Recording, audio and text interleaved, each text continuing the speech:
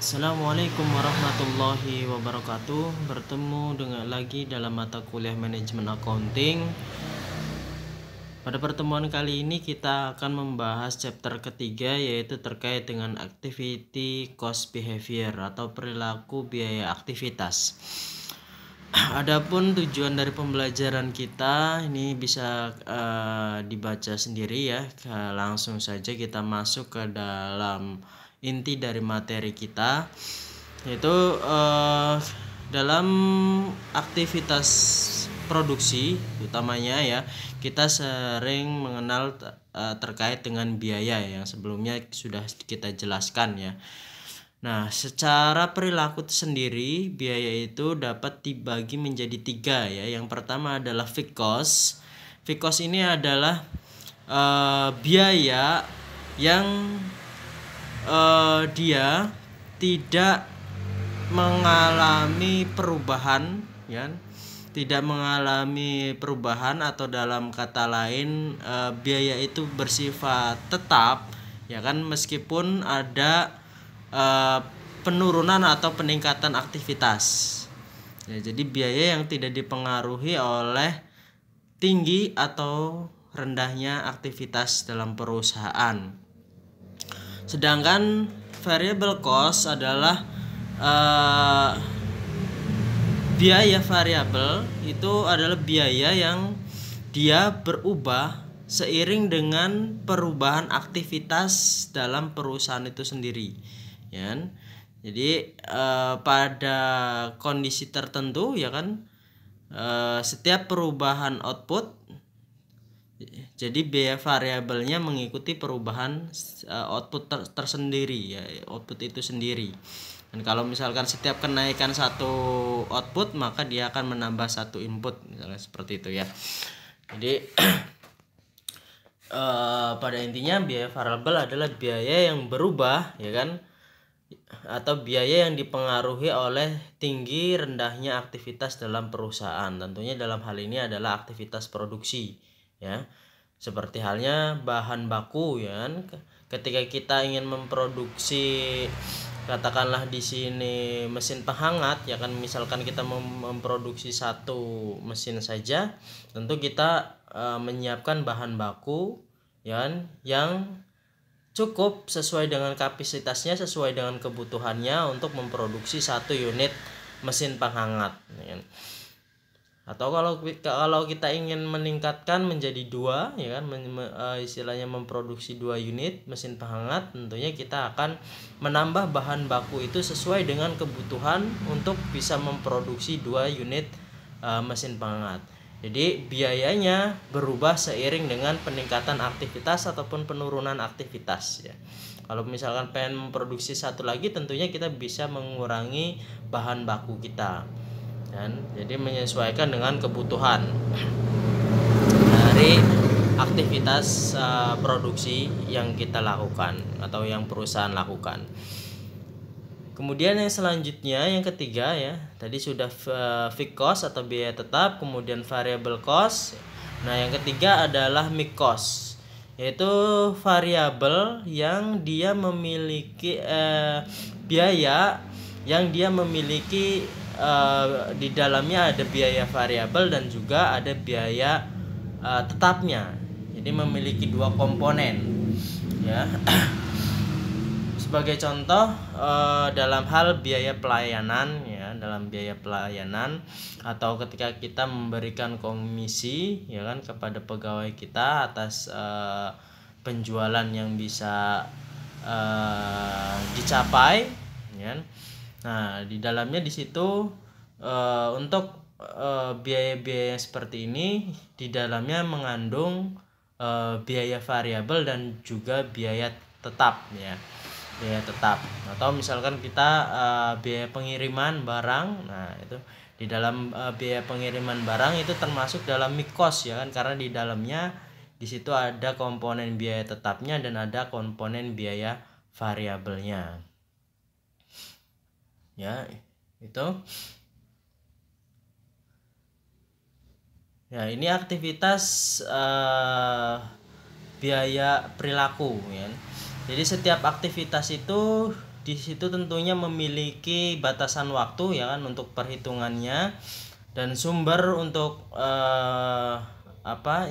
untuk menjalankan dari tugas tersebut itu diantaranya ya kan ada material, ada labor, ada capital ya. Tentunya ketika kita melakukan produksi ya kan, kita memerlukan adanya material ya kan atau bahan baku, kemudian kita juga memerlukan adanya tenaga kerja, dan kita juga memerlukan adanya kapital atau modal ya.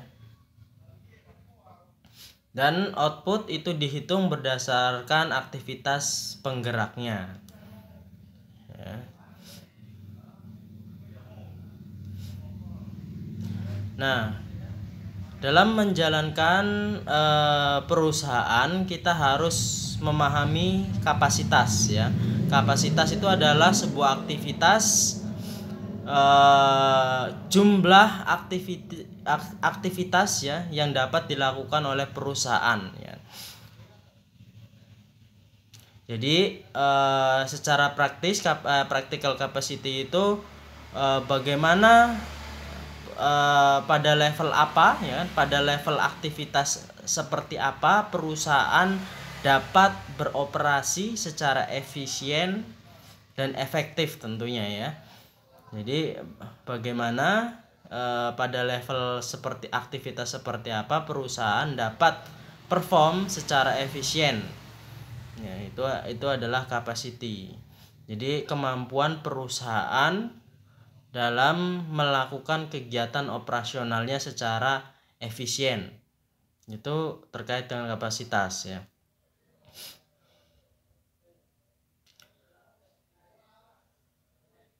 Nah, kebutuhan kapasitas itu bergantung pada level kinerja yang dibutuhkan ya. Kelebihan kapasitas akan berefek pada perilaku biaya ya. Jadi kalau misalkan kita melakukan kegiatan produksi ya, menyediakan supply atas suatu barang yang dibutuhkan oleh pasar, apabila kemudian kita menyediakan atau menyediakan supply yang berlebihan, tentunya akan berpengaruh terhadap biaya yang ada dalam perusahaan kita ya kan. Jadi sebisa mungkin kita harus mengetahui kapasitas kita ya kan. Nah, flexible resource ya kan, sumber daya yang fleksibel adalah sumber daya yang istilahnya sesuai dengan kebutuhan kita ya. Jadi sesuai dengan kebutuhan kita. Jadi ketika perusahaan itu berproduksi, tentunya kita harus memahami ya, memahami terkait dengan apa yang sumber daya apa yang dibutuhkan oleh perusahaan untuk menyediakan suatu produk yang dibutuhkan oleh pasar ya. Nah, flexible research ini biasanya bersifat long term ya. Nah, ini yang harus kita perhatikan ya kan. Kita harus memperhatikan antara quantity supply dengan quantity demand ya, dalam melakukan aktivitas perusahaan. Ketika kita ingin menyediakan produk ataupun jasa kepada pasar ya kan, tentunya kita harus memperhatikan quantity supply dengan quantity demand-nya agar seimbang ya kan, tidak berlebihan ya, tidak melebihi dari kapasitasnya.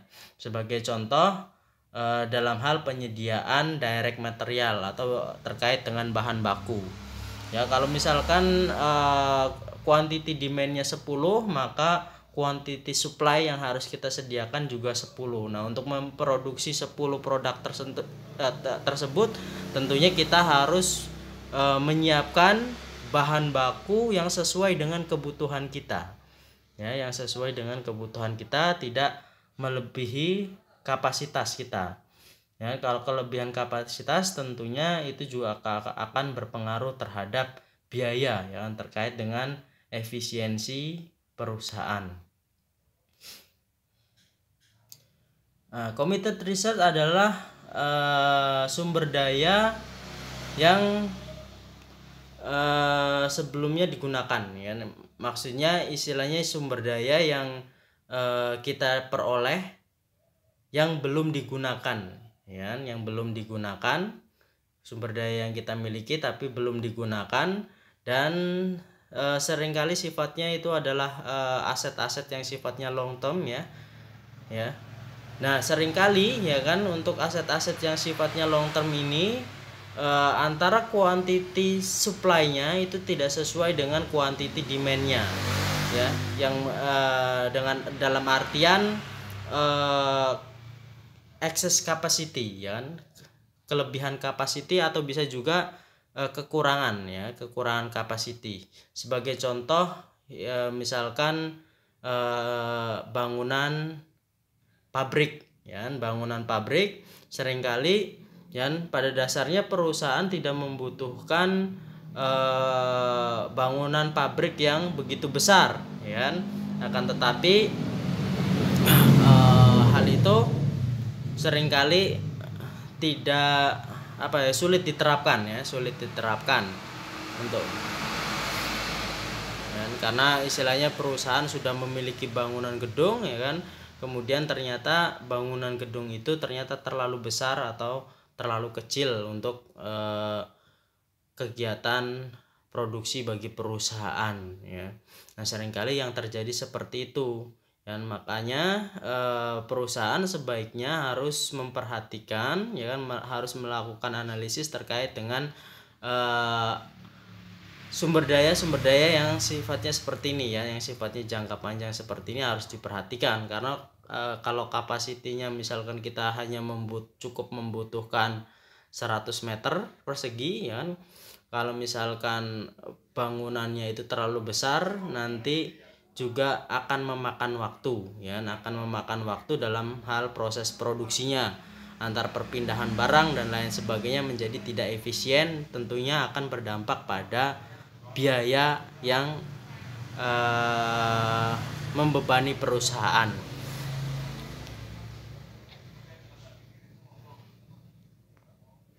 Nah, ini committed fixed cost seperti bangunan, ya kan, atau equipment yang dibeli ataupun yang secara leasing, ya, ataupun committed discretionary cost, ya, seperti implicit contract dengan pelanggan. Ini sifatnya jangka panjang, ya, sifatnya jangka panjang. Nah, terkait dengan bangunan tadi sudah, ya, juga terkait dengan equipment, misalkan mesin, ya, mesin produksi. Ini juga kita harus memperhatikan, ya, ketika kita ingin membeli mesin produksi tentu sesuai dengan sesuai dengan kebutuhannya, ya, spesifikasinya harus disesuaikan dengan kebutuhan perusahaan. Misalkan sebagai contoh, perusahaan hanya perlu memproduksi 100 unit produk A, ya.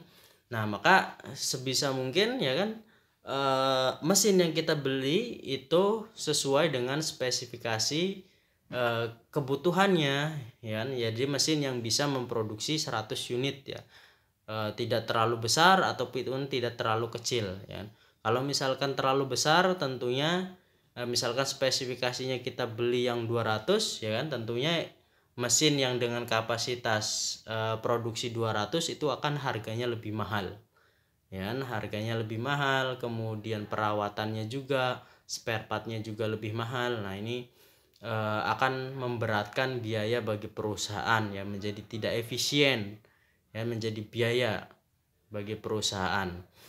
Oleh karena itu kita harus memperhatikan, menganalisis, ya kan,